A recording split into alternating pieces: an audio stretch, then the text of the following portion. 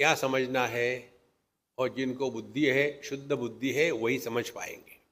भगवान कहते हैं, हमारे बात दोहराइए आप, मया ततमिदं सर्वम जगदव्यक्तमूर्तिना मत्स्थानि सर्वभूतानि न चाहं तेष्वस्थितः। कहते हैं भगवान, देखो, मया, मेरे द्वारा, कौन है भैया आप? अव्यक्त मूर्ति ना, मेरा कोई आकार नहीं, विकार नहीं, प्रकार नहीं, संस्कार नहीं। मया अव्यक्त मूर्ति ना, जहां हम मैं कहते हैं तो उसमें दुनिया भर के एडिशंस आ जाते हैं। देखो, पद्मश्री स्वामी गड़बड़ानंद, देखो होता है ना अपने देश में, सब संभव है। पद्म विभूषण माने सबका सब छोड़ दिया और फिर भी उपाधि को धारण कर लिया। देखो, तो मैं कौन हूं? मया अव्यक्त मूर्ति ना, जिसका कोई आकार नहीं, विकार नहीं, कुछ नहीं। अब सोचो अपने बारे में, हम कैसे सोचेंगे? मैं स्त्री हूं, मैं पुरुष हूं, मैं जवान हूं, मैं बूढ़ा हूं, मैं सुंदर हूं, बहुत ही सुंदर हूं। देखो, तो मया अव्यक्त मूर्ति ना, अपने सभी उपाधियों को छोड़ करके चिंतन करो कि हम कौन है। मया अव्यक्त मूर्ति ना, अच्छा, जिसमें मूर्ति व्यक्त नहीं हुई, फिर क्या है? इदम सर्वम जगत ततम, इदम सर्वम जगत ततम माने ये संपूर्ण जगत को मेरे द्वारा व्याप्त किया गया है। अब इसको समझने के लिए उदाहरण ले लो। आकाश कहता है, मया माने आकाश के द्वारा, इदम सर्वम जगत, जगत क्या है? दो बातें हैं, नाम और रूप। तो जितने भी नाम रूप है वो इस आकाश के द्वारा व्याप्त है। आकाश क्या है? इसको ना तो नाम है ना तो रूप है। आकाश का कौन सा आकार है? और आकाश को जो नाम दिए हैं, कौन से नाम दिए हैं? पूर्व, पश्चिम, उत्तर, दक्षिण इत्यादि। वो कैसे दिए हैं?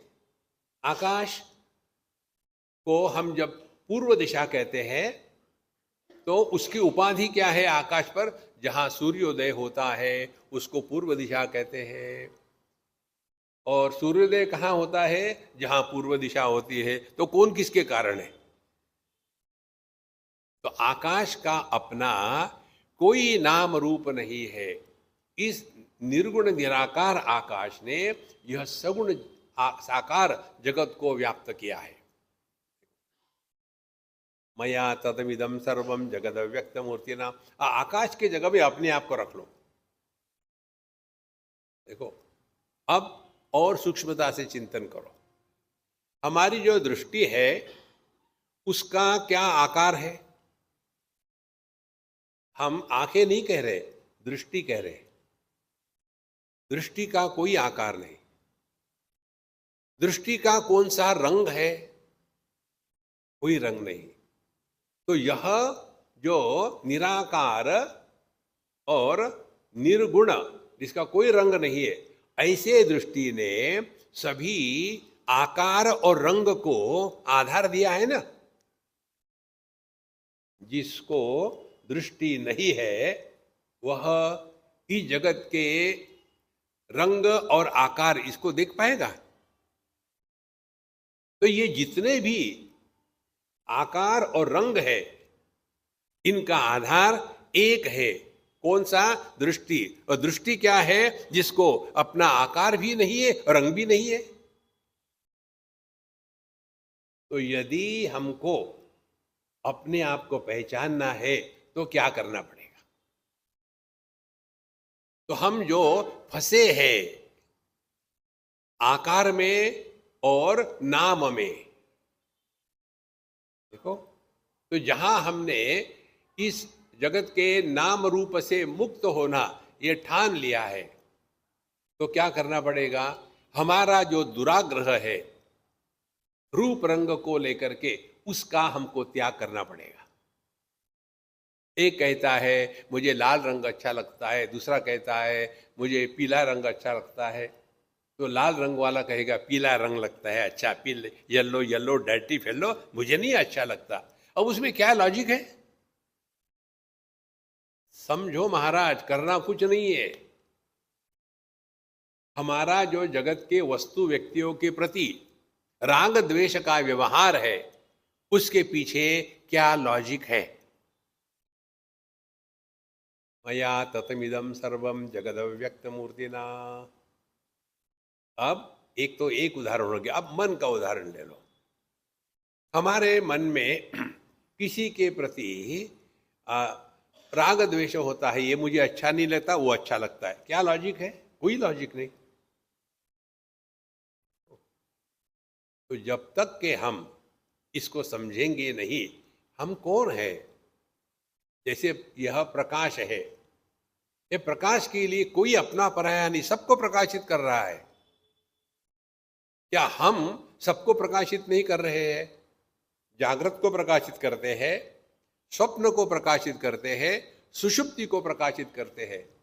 हमने कभी अपने आप के बारे में सोचा है? यहां भगवान कहते हैं मया ततमिदं सर्वम जगद अव्यक्त मूर्तिना। और कैसे? मस्थानी सर्वभूतानि। तो जितने भी रूप रंग है वो हमारी दृष्टि में है। जो अंध व्यक्ति है उसके लिए रूप रंग की सत्ता नहीं, जो बहरा है उसके लिए शब्दों की सत्ता नहीं। तो मस्थानी सर्वभूतानि, कल्पना करो हमारी दृष्टि कह रही है।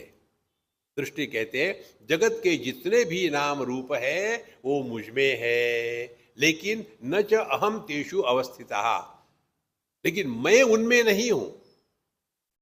मैं उनमें नहीं हूं माने क्या? लाल रंग को देखा तो दृष्टि लाल नहीं होती, पीले को देखा तो पीली नहीं होती, नीले को देखा तो नीली नहीं होती। लेकिन दृष्टि के सिवा रूप रंग का दर्शन नहीं हो सकता। ये है अपना स्वरूप। हम कहां फंसे हैं? और ये चिंतन करने के लिए अहरा गहरा नत्थु कहरा इसको नहीं कह सकते।